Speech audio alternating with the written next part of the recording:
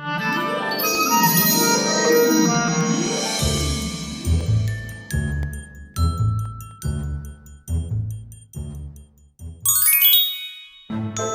kwento ni Prinsesa Rosalinda.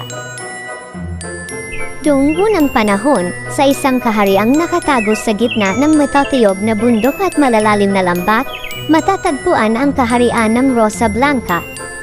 Hindi ginto o pilak ang kayamanan ng bayang ito, kundi ang milyong-milyong rosas na bumabalot sa bawat sulok ng palasyo. Dito naninirahan si Prinsesa Rosalinda, ang tinaguriang Prinsesa ng Rosas. Ayon sa mga kwento, nang isilang siya, ang lahat ng rosas sa hardin, mula sa pinakaputi hanggang sa pinakamatingkad na pula, ay sabay-sabay na namukadkad kahit papanahon noon ng taglamig. Sa kabila ng kanyang kagandahan, si Rosalinda ay may lihim na kalungkutan. Isang mangkukulam ang naglagay ng sumpa sa kanyang kapalaran noong siya ay sanggol pa lamang. Ang kagandahan mo ay mamumukadkad gaya ng rosas, ngunit gaya rin ng rosas, ikaw ay mapupuno ng tinap. Ang sinumang gumawak sa iyong balat ay makararamdam ng hapdi, at ang sinuman magtamkang umibig sa iyo ay masusugatan. Dahil dito, aking mapag-isa ang prinsesa. Lagi siyang nakasuot ng makakapal na guwantes at sutlang damit na bumabalot sa buong katawan niya. Namumuhay siya sa gitna ng kanyang mga bulaklak dahil sila lamang ang tanging mga nilalang na hindi nasasaktan sa kanyang haplos. Isang araw, isang banyaga ang napadpad sa kaharian. Siya ay si Sebastian, isang botaniko at manlalakbay na nagmula sa malalayong lupain. Hindi siya prinsipe at wala siyang dalang ginto.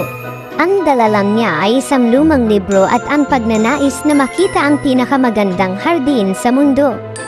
Nang makita niya si Rosalinda sa gitna ng mga rosas, hindi ang kanyang korona ang napansin ni Sebastian, kundi ang lungkot sa kanyang mga mata.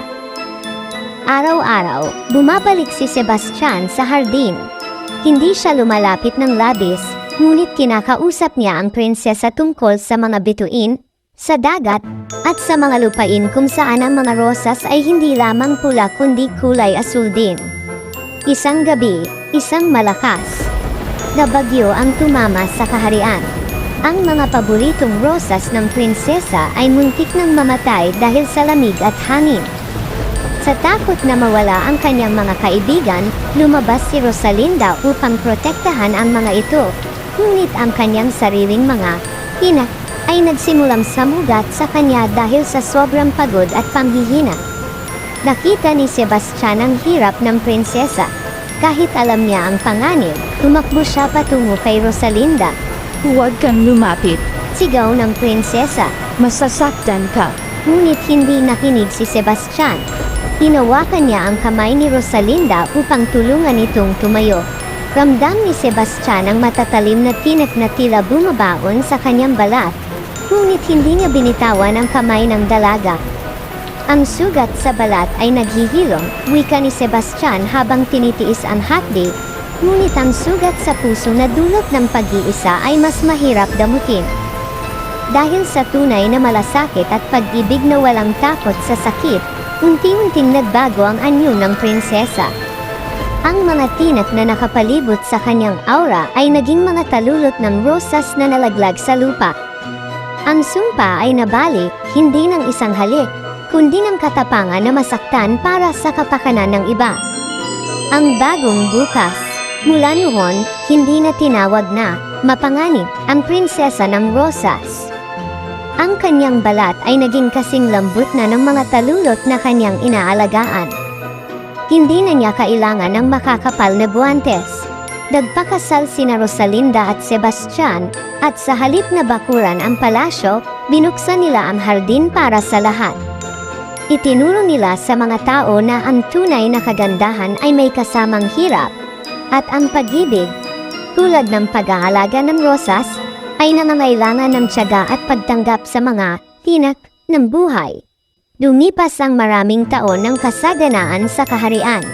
Ngunit isang gabi, habang ang buwan ay nasa kabilang panig ng mundo, isang mahiwagang tuyot na hangin ang umihip mula sa timog. Sa loob ng isang linggo, ang mga rosas na dati ay masigla at makulay ay nagsimulang malanta. Hindi ito isang ordinaryong teste o tagtuyot. Ang bawat talulot ay nagiging abo sa oras na mahawakan ng sinuman.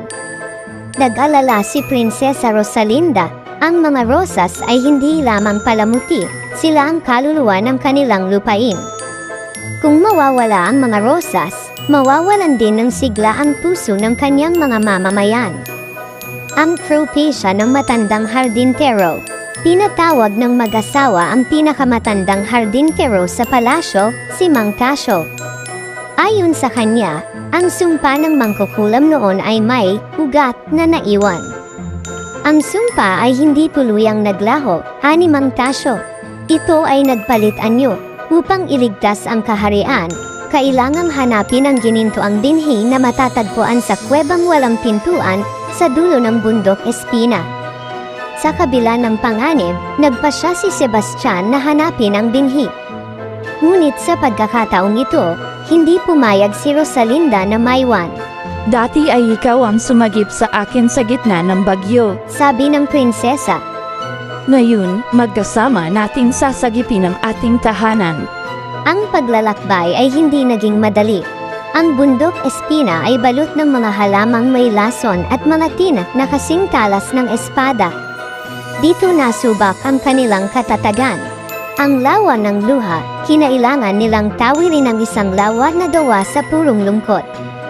Ang sinumang tumingin sa tubig ay makakakita ng kanilang pinakamasakit na alaala.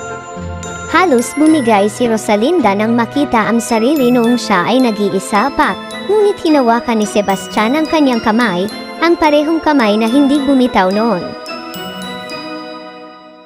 Pagdating sa dulo, wala silang nakitang pasukan. Sa halip na dahas, ginamit ni Rosalinda ang kanyang tinig. Umawit siya ng isang himig na madalas niyang kanta sa kanyang mga rosas noon. Sa bawat nota, ang mga bato ay tila lumalambot hanggang sa bumukas ang isang lagusan. Ang pagpili sa gitna ng dilim. Sa loob ng kuweba, natagpuan nila ang ginintoang binhi. Ngunit may isang tinig na umalangaw, ang tinig ng mangkukulam mula sa nakaraan. Ang binhi ay mabubuhay lamang kung didiligan ng isang bagay na kasing halaga ng iyong buhay. Wika ng tinig. Ibigay mo ang iyong kakayahang makaramdam ng pag-ibig at ang mga rosas ay babalik. Sandaling nag-alinlangan si Rosalinda, kung mawawala ang kanyang kakayahang magmahal, magiging kasing lamig siya ng bato. Ngunit bago pa siya makasagot, lumapit si Sebastian at kinuha ang isang munting kutsilyo. Hindi niya ibibigay ang kanyang puso dahil iaalay ko ang aking mga alaala na katumbas ng halaga ng iyong gintong binhi. Ang pag-ibig ay hindi lang nararamdaman, ito ay ginagawa. Bulong ni Sebastian. Kahit makalimutan kita, alam kong ituturo uli ng puso ko ang daan pabalik sa iyo. Ang himala ng bagong pagsibol.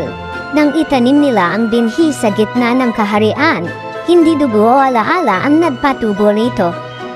Ang nagpatubo rito ay ang luha ng sakripisyo ni Sebastian at ang pananampalataya ni Rosalinda. At ang himala, hindi nawala ang alaala ni Sebastian. Dahil ang tunay na sakripisyo ay hindi nangangailangan ng kapalit, ang kapangyarihan ng ginintoang binhi ang mismong nagprotekta sa kanila. Ang pamana ng Rosa Blanca. Mula noon, ang kaharian ng Rosa Blanca ay hindi na lamang kilala sa kagandahan ng mga bulaklak. Nakilala ito bilang lupain ng mga rosas na walang kupas. Sinasabing hanggang sa kasalukuyan, kapag may isang taong tapat na nagmamahal, may isang gintong talulot na nalalaglag mula sa langit ng Rosa Blanca, isang paalala na hanggat may nagmamalasakit, ang kagandahan ay kailanman hindi malalanta.